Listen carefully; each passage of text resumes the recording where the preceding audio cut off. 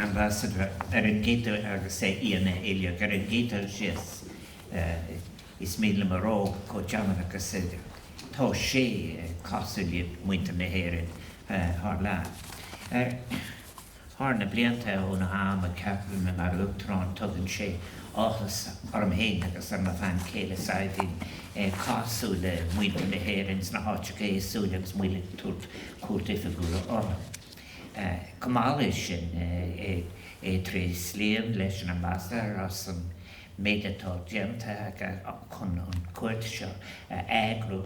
I must say, first of all, what a great pleasure, Ambassador, it is my thank you for bringing together the Irish community in Vienna. I'm accompanied on this visit by Minister Thomas Byrne. Agus Kamala Tin, Agus Main is Turshanson, Angel Lauert. I just want to say that the ambassador thank him for his words in our own language, which I think the minister has done so much in Europe to advance the Irish language and uses it so regularly. And it's a great pleasure. I've just said in Irish, as though when Sweden and I are on official visits or any visits abroad, it's always a great opportunity to meet members of our extended Irish family who are making their lives in different ways and in different circumstances abroad. I want this particular visit. I've had an opportunity of developing quite a friendship with President Alexander van der Bellen. We are both members of our Olaf. We have met on a number of occasions.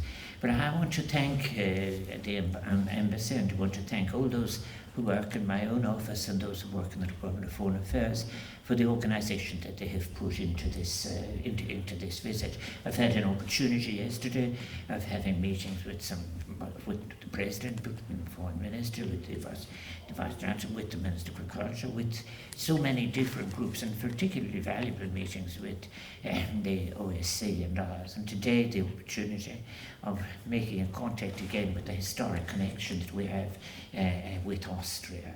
I think the original great moment, which you might say was between the 12th and the 14th century. And then I think as well as that is that there are other connections. We have the Irish who have served in the military through history, and of course in the modern period we are regularly meeting those with whom we share so many perspectives internationally and in support, if you like, of the international system. Since Austria 25 years ago joined the European Union, and Ireland is celebrating 50 years.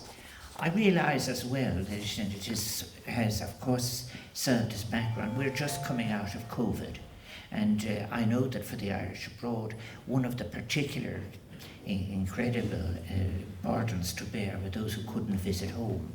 Often circumstances at home were very, very important and had to be postponed as part of what we all had to do to comply with what was necessary. I like to say, I don't describe that we're coming to the end and we'll be all able to be full face again shortly. I think as well too that what is important that we recognise, we're meeting at a terrible time. I have been describing 50 years of Irish membership of the European Union, 25 years of Austria's membership, but after all a union that is built on the principle of achieving peace and never seeing war again. And now we have war again in our continent, and I think that one of the opportunities I've had at the different meetings is expressing a shared outrage at the incredible abuses of international law and humanitarian law that have taken place.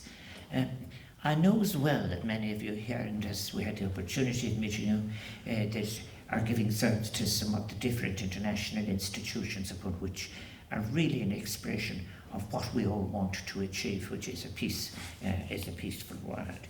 I've said in Irish as well that I'm accompanied by Minister Thomas Byrne, who has been approaching his minister in relation to the European Union, has made extraordinary connections with right across the membership, and I think that I'm very pleased. I want to express my gratitude for that.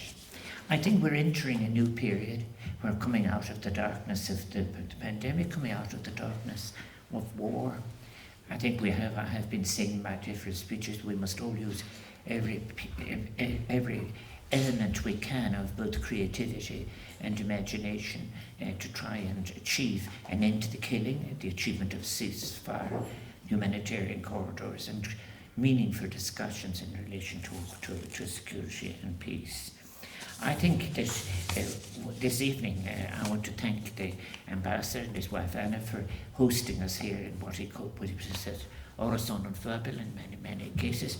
I think that it is always a great pleasure and also to thank his staff who have been helping us. I had he mentioned this morning's meeting, the Institute for Irish Studies. I very much enjoyed this reconnection with the part of my life which was speaking to students and staff, and also paying tribute to those who are keeping an interest, not just an interest, but celebrating, in fact, the luminous contribution to literature of such as James Joyce and Flann O'Brien, and really, I think I was very struck by, I must say, the brightness of the students who were present, and the others. And I want to say I very much agreed. We've had wonderful meetings, we've had great opportunities, and it's been a pleasure to Sabina and I to be here. We also visited, if I think of the Biotop City. It was interesting in many cases to have come this far to be discussing maybe one of Ireland's most urgent problems, housing. But there were great examples, and it is one of the great advantages of our membership of the European Union that we have an opportunity of seeing the examples that how other people are tackling problems and what they have been achieved. I'm delighted to meet as well that just on the way in the representatives of the contemporary Irish cultural expression. May I say, indeed, Margaret Excel, the president of the Austro-Irish Society, I think he was here, and also then, of course, Elizabeth Frank Grosibner of the Shamrock School of Irish Dance, and the Gaelic Athletic Associations represented by Alan McKenna, chairman of the Vienna Gaels. I think that it is very important, it has been always the case, that these organisations in cities abroad and new places, the Irish have been extraordinary, is that they make a commitment to where they have arrived, but also doing so without ever forgetting that from where they have come. And these organisations, both in terms of music and dance and the Gaelic Athletic Association, indeed all of the sports, are real contributions. I want to thank also the different other voluntary organisations who have been of assistance to the Irish abroad in any way.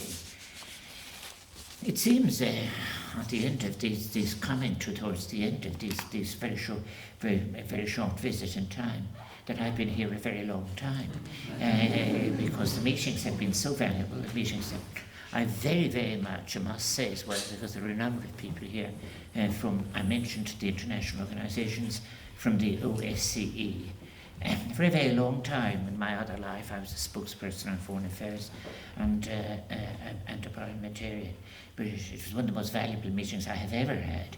And of course, I think the work of trying to see one's way through the complexity of what we inherited by way of problems and the contemporary challenges. In fact, I was so struck by the brilliance of some of the analysis, and I join with those whom I met at all of these meetings in seeing the most positive possible construction on what will happen in the future. It is in the darkest times that we are challenged to be most creative. But to be here in Vienna, this wonderful city with you all, is a very, very great pleasure. So, mille buikas, and may I wish you all, and you and your families, and to those who are close to you, health and happiness into the future. gach ráthairí agus gach pánach darí don tácaí agus gach rud a mégur siúlhacaí. Is íte chun rud mar hápla cumála sin iad sanna tá gobar a gúsaí tróchtála to those who are working in all of the different areas of commerce, those in fact who are in fact either by one way or another to our Irish family, those who may not have been born in Ireland who have made a connection to us in any way and who are interested in things Irish. As President of Ireland, I want to thank you for that and say how much I hope that you will be able in the future, I said when these darknesses have lifted, but for all that you have done in the times that were bright and in the times that are to come, Mila Buikas, my heartfelt thanks. Barbanach, this got a Mila Machaki.